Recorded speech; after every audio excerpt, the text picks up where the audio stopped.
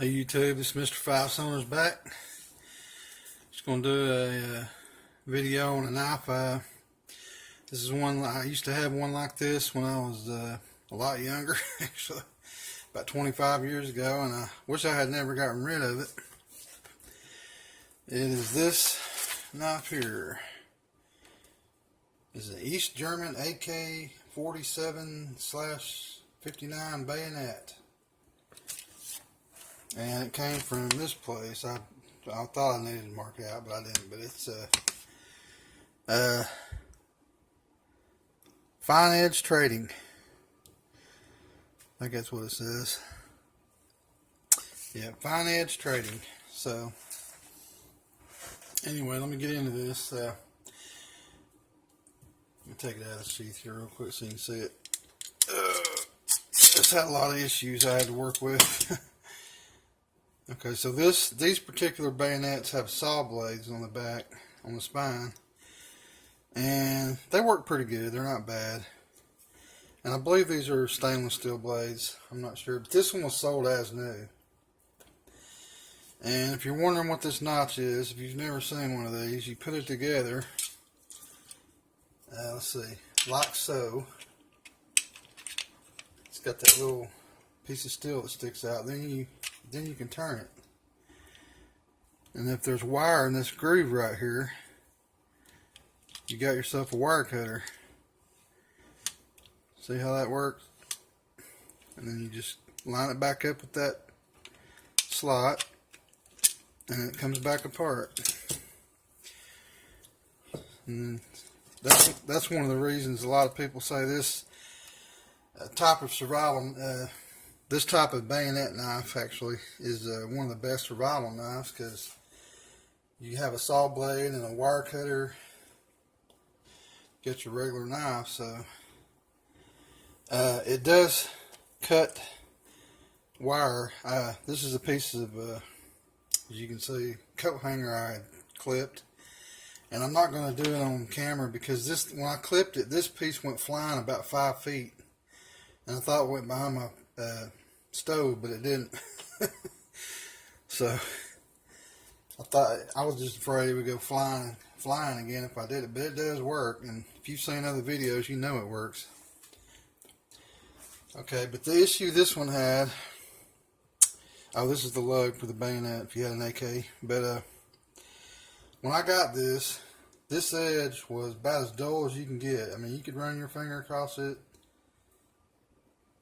and it wouldn't do anything. As you can see right there, it started to cut into my skin right there. I had put it on the work sharp and got it pretty sharp, so, and then I stropped it. Also, by the way, I don't know if you can see this, but this has a little bit of a bevel on this side, which it did not have when I got it. But to get it that sharp, I had to put a bevel on both sides, a little bit of one on this one to get it, an edge. But it's sharp now, but you can see it cut the skin again. But when you get these, you can see it's like flat ground there. Then it comes to another bevel. If you can see that, it comes down to another bevel. But it's chisel ground because this side is completely flat. So I don't know why they chose to chisel ground. I know that's a strong edge, but I don't really care for it. But also, this point was blunt, so I had to use the work sharp on it to try to put a tip on it. And it's sharper than it was. It's sharp enough to stab through wood, because I've got a piece of wood that I've used to poke holes in. So it would stab now, but it wouldn't when I first got it. As you can see, these have pins through the handles. They are full tang, supposedly. And then they have this little button here. I think that's for attaching it to the, the gun when you get it, because it pushes through. Can't really see it, but it does have a lanyard too. But anyway, enough about the knife. It's a good knife. Glad I have another one. The original sheaths that these came with had they didn't have this polymer over the top of this steel. this polymer is like a sleeve that slides over this. And the reason for that is if you were cutting electrified fences with the knife, it wouldn't shock you. Which is another good reason. I guess it has an ABS handle on it. But the original one had a rubber boot that went from about here to here for you to grab onto. So if you did use it on an electrified fence, you know, because this part would be exposed on the original sheaths. And if you try to do it without that rubber boot, you'd shock the hell out of yourself. But anyway, one of the issues this thing had is this frog, this dangler frog that it came with. This leather's pretty good and thick. I like it. But it had this, was sewn across the middle section of it. And this was coming from this side, and this was coming from this side, I think. And as you can see, this has been split. It's supposed to fit in here in this groove and attached, but when I got it, it was broken like that, so that kind of upset me. But anyway, the solution I came up with was just to put back in its sheath. I just tied a piece of paracord right there and slid it down as far as I can get it. And it's not perfect, but at least now you can, you know, tie it in a bow or whatever instead of having it fall out. Or it ain't going to fall out anyway because the sheath really holds it in there pretty tight, but just as a secondary backup for it. So yeah, that's my East German bayonet, and I'm glad I have another one because it would be a handy camp knife, being as, you know, it's got the wire cutter and the saw back, and it wasn't hard to sharpen really. It only took me about 25 minutes or so on the work sharp to get a decent edge on it. So yeah, got this on Amazon.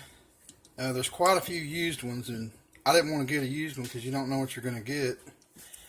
But then again, with a new one, look what I still got. So this was listed as new, and I still got this piece of crap with it. So that really didn't make me happy, but there's nothing I can do about it now. But I think I paid about $45 or $46 for this knife. So, you know, like I said, I fixed it up. I cleaned it up.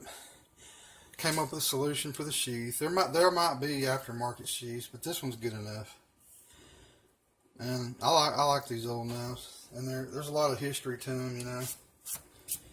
You know, being as, you know, they probably developed the first sheaths, you know, when they developed, not long after they developed, but I guess they had to for the first gun, you know, in 47, so not long thereafter. But, yeah, if you like this knife, just search around Amazon. I'm sure, I think Cheaper Than Dirt might carry them. I'm not sure if there's some other places. But I think they're worth anywhere from, you see them anywhere from 25 to about 45, or I think some of them are in mint condition. You'll pay more, closer to 100. But if you really have to have a mint condition one, you know, then you might want to pay that if you're really in love with this knife. But I think the one I got is good enough for me. I just wanted to make sure I got the one with a polymer sleeve, which I did, just in case I ever did have to chop a barbed wire fence or something that was electrified. And kind of like that. I wish I had an AK-47 so I could slide it on there and see how it works, but I don't have one of those. I think I'm gonna have to wait a while before I can afford one of those. Those are kind of pricey. So I think Cabela sells the semi-auto versions for about they're like $750, $800. They're brand new though, and they're black, so they have a black fiber stock. So this would work perfectly on one of those. So anyway, maybe later.